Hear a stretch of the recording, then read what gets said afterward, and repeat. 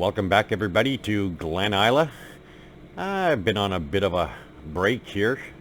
Life was calling, but yeah, we're just picking up where we left off here on the farm. Basically we have the Stair Max, ST Max otherwise, putting in corn into field, I believe 1 we have going on here. Yeah, field 1. And we also have the John Deere ready to go over in one of the new fields we created, in the green belt. And so I was kind of thinking something that pays a big dollar. How about that? So let's bring up the course play here. We'll open up our seeder. And let's go with something like soybean, or actually even canola would be a good one, wouldn't it? Where are you there? There it is. Canola. Let's bring up, this is field 27. So we're looking for 27 seeder. There it is. We'll bring that up. And let's put the overheads up. And I believe we got to go a little further ahead, although he will do that on his own, won't he? Okay, so let's just double check our field speed here. Looks pretty good. And we'll start course at the first waypoint. And we are set for a seeder. And let's drive that course.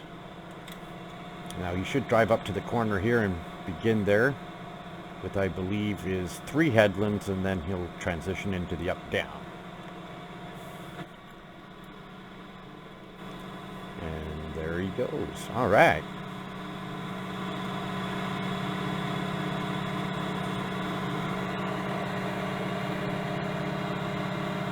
Looking pretty good there. Okay, we don't need the mini HUD activated again. Kind of a pointless thing as far as I can tell. And we don't need the overheads going anymore. We kind of confirmed what we were doing there. You want to see from a side view what it looks like. Pretty big field. This should yield whoops, we'll get rid of that side view again.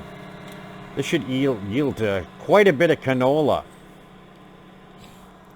Just jump out of there and take a look at the field we created here. Pretty large.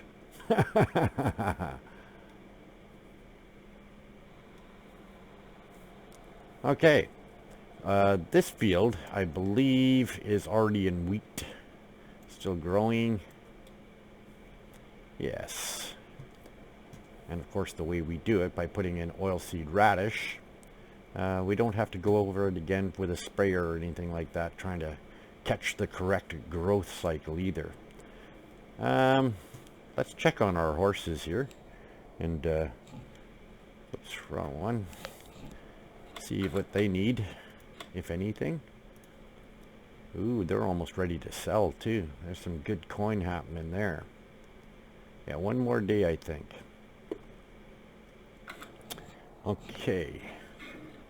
I don't think anything need. We should have checked the map and seen if any of the field needed lime. I don't think so. Not at this time. Okay. So, what do we have in the way of something we could sell?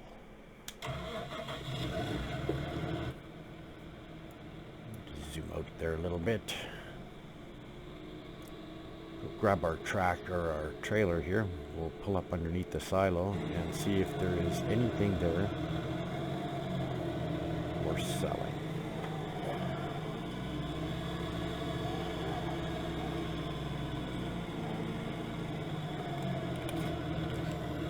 What do we have here? We got nothing for wheat.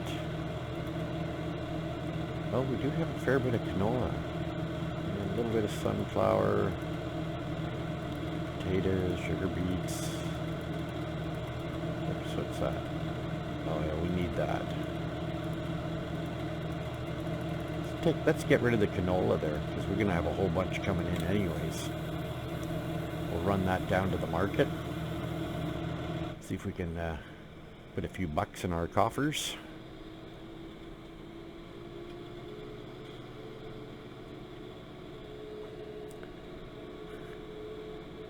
So, did everybody have a good long weekend? The Easter long weekend? Oh, let's not forget our beacon here.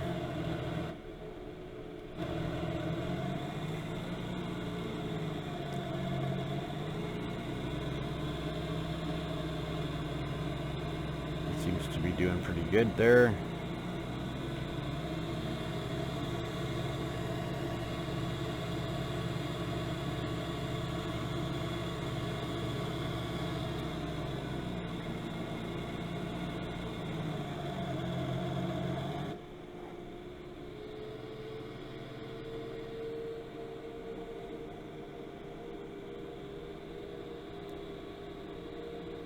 Nice day for a drive down to the market.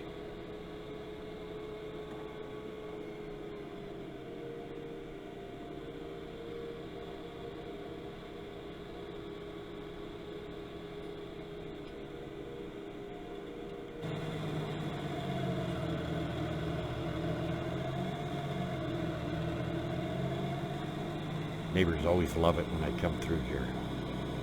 Good thing I don't work at night. They would be that close to the buildings. Don't think they'd appreciate me too much. What do you think?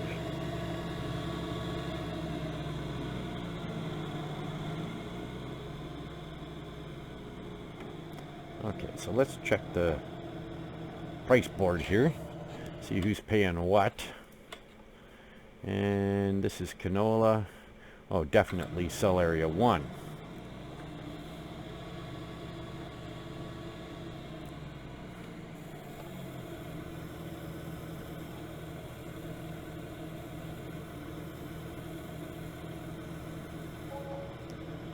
$43,000. Well, that's a good night out at the pub. What do you think? I don't know. Depending on where you're from, England, Ireland, Scotland, that might be just enough for you and a couple mates.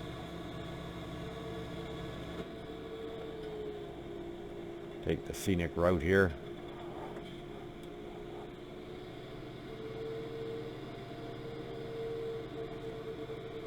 Now we did buy, oops, let's just cut the corner here.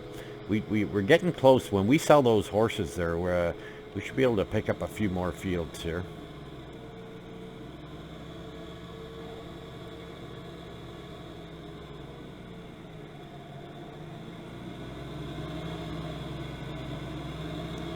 One of these days, you'd think, you know, with our bank account I could afford to fix that bridge, but unfortunately there's no repair function on it. Wouldn't that be special to be able to repair big bridges? Maybe that's something, a mod somebody can bring in, repairable, or, you know, bridges that wear out. You have to go in and repair them. You have to get some timber out and actually do it, not just pay for it, but actually have to do it. Or house repairs, or silo repairs, garage repairs, something, you know. I think that'd be pretty cool.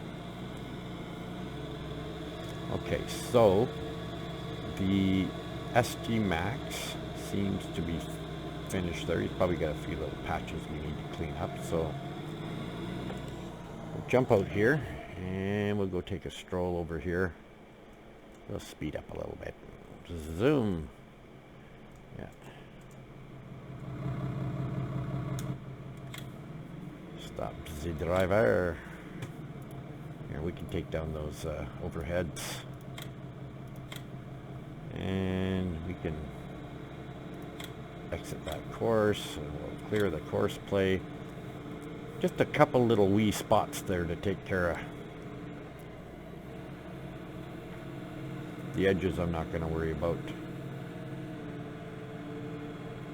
Now we can put him to work as well over there on, I think that's field, what I call field 2, kind of an amalgamation of 2 and 3 and 4, I believe it is.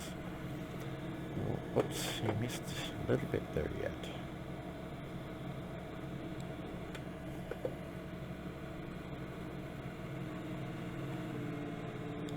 Nothing left down here. Oh, just the edges. Okay, so let's fold them up, and we're going to run over to what I call field 2. And we might as well put corn in there as well, too, because that's not going to be a whole lot of corn coming off that field. And if I remember correctly, we start from this direction. And he'll start in just slightly, too, if I remember correctly. So this is field 2 we're looking for. Field 2 cedar, load it, bring it up. I'll start at the first, oh, I had it there already. I'm so used to clicking on it to say start at the first waypoint. Double check our field speed. Everything looks good there. We're putting corn in. So let's just drive the course and see what happens. Now, I believe, yeah, that's deactivated. Whoops.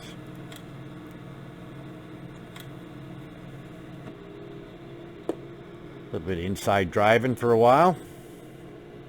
Heck, when it looks this good, you should do it all the time. What do you think?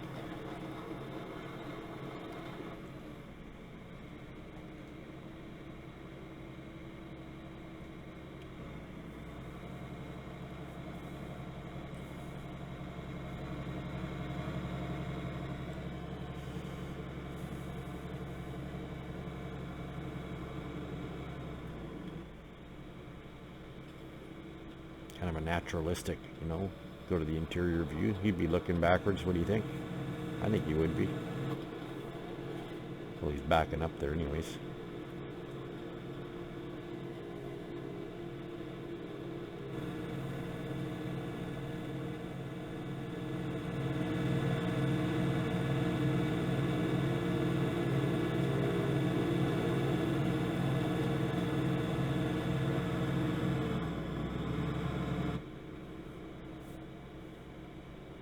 No, I don't use a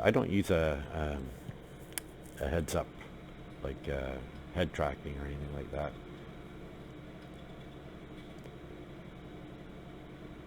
They're going to come out with a better technology. I know they've started with the eye tracking. Now, I have not actually played with it myself, but I've seen other people who have, and well, yeah, you know, there's something going on there, but I'm waiting for the really good technology to happen, and then I think I'll go for that. But I don't think it's there yet. Something more intuitive, I think, is what I'm looking for. Other than that, you know, I can do quite a bit of manipulation and smoothing camera views and stuff like that with just the mouse. You know, a little bit of practice, and you can do some pretty magical stuff. Way beyond what I think the head tracking does. Now, granted, to turn right around and look, I mean, you can map that to a key if you like. Haven't really found it necessary to do that.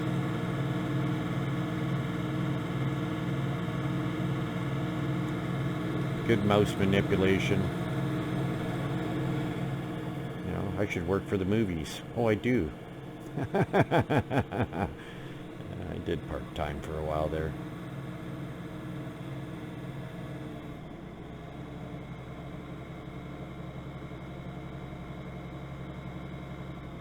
It's a bit of an art form, you know.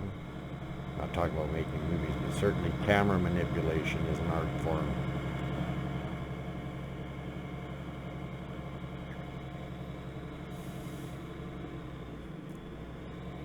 Okay, let's just that's not what I wanted to do. We'll flip him back forward again. Zoom him out a bit. We'll just double check and see how the John Deere's, come on, how the John Deere's doing.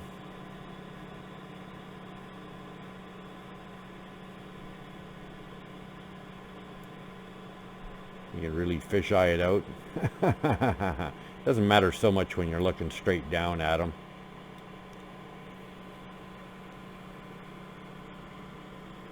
Woo, it's like a ride at a fair, swinging you around like that.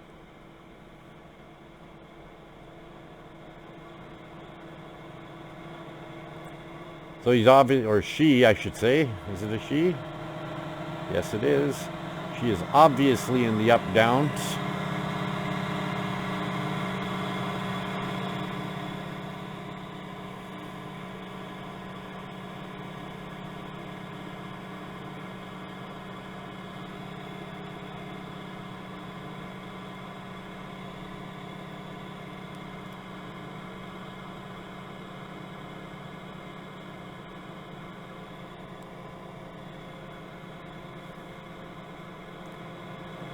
Now I would love it if, you know, if I was to polish this to the point where I'd actually re-render.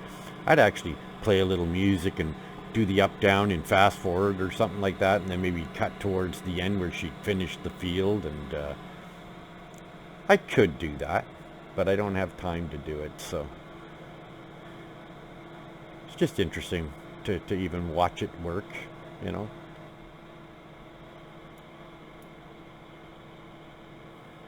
I'll zoom in on the panel here. What do we got going on here? Fairly good detail there, though. You know, even when you want to read the sticker, like, that's pretty close, and it doesn't look blurry. You know what I'm saying? That's the natural camera angle. That's pretty good detail.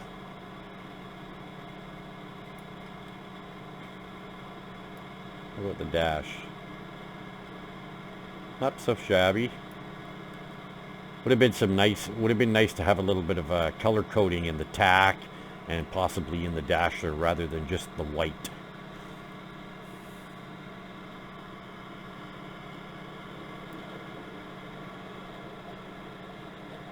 Pretty good.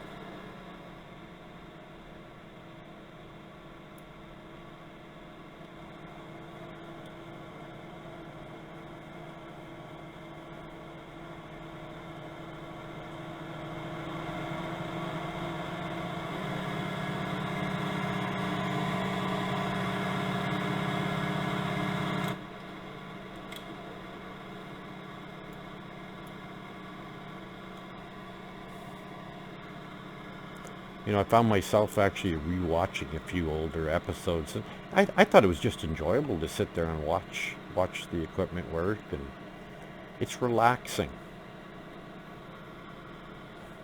You know, doing high stress things like playing World of Tanks or something like that, I always found it was, okay, I've had enough of this, and not because I wasn't any good at it, but I was pretty good at it, but I just kind of lost interest in it, I guess.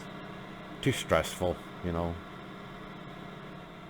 Especially when the company you're paying, i.e. Wargaming, to play the game, and they're probably the biggest cheater in the game. They'll, you know, manipulate your win or your RNG to the point where it's kind of ridiculous. You know, they'll nerf you, if you like that term, and just all in the sake of, for the sake of money, right? The new blood coming in, I guess they don't want them being scared off by good players, and so they nerf the heck out of you, and to the point where it was just ridiculous what was happening. You know, I'd shoot them with my tier 10 and gold rounds, and it'd be bouncing off a light, and he'd come up and just circle jerk me and kill me. You know, it just, and some noob too, you know. It was just ridiculous, and I just like, okay, I'm not playing this anymore.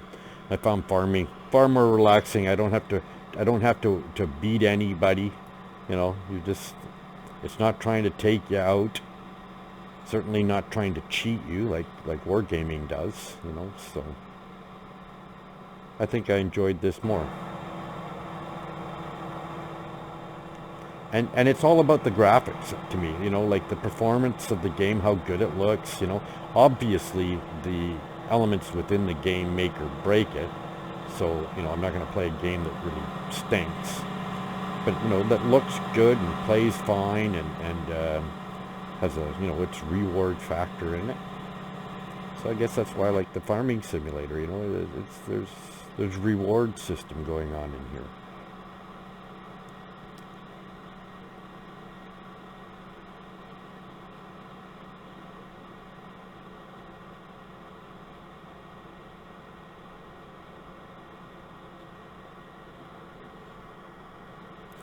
Anyways, I guess we'll just let him, or her, I should say. I keep calling him a him. Her a him. She looks a little macho anyways. Anyways, we'll let her finish doing her thing there. And I'll say, hopefully you enjoyed the banter, or, you know, watching this. And if you did, please give me a thumbs up on your way out. If you really like it, go ahead and I've got 9 subscribers. I value every one of them. but yet I get the same repeatable viewers, and so I find that interesting. But I'm meaning like there's like usually around 30 to 50 views per episode, and I don't think they're all different people all the time because it's fairly consistent. But like I said, it doesn't really matter. I could have 2 subscribers. I'll just keep doing this. I enjoy doing it. It's a creative outlet, if you like, you know. And I like releasing something of real quality as far as how it looks and how it plays. And it's live, too. I'm not re-rendering this. I'm not taking out my mistakes. So, you know, it's kind of realistic, you know. I'm not covering up my mistakes or polishing it in a commercial venture. Like I don't monetize anything. I have another YouTube channel with about 5,000 subscribers. I don't monetize anything on that channel either. Not interested in the money from it. And not that there'd be a lot there anyways. I could have 10 million subscribers. I still wouldn't monetize it. And if people say, you're crazy, you'd be passing up like, you know, 100 grand a month or more. And I'd just be, you know what, it's not about the money. It really isn't. I just enjoy doing it. And there is the added benefit that I don't want YouTube's money. They're working for the wrong team. Anyways, like I say, if you enjoyed it, found something interesting here, or just plain old enjoyed watching the equipment work, please give me a thumbs up on your way out. And with that, we'll say thanks for watching. We'll see you again on the next one. Bye-bye.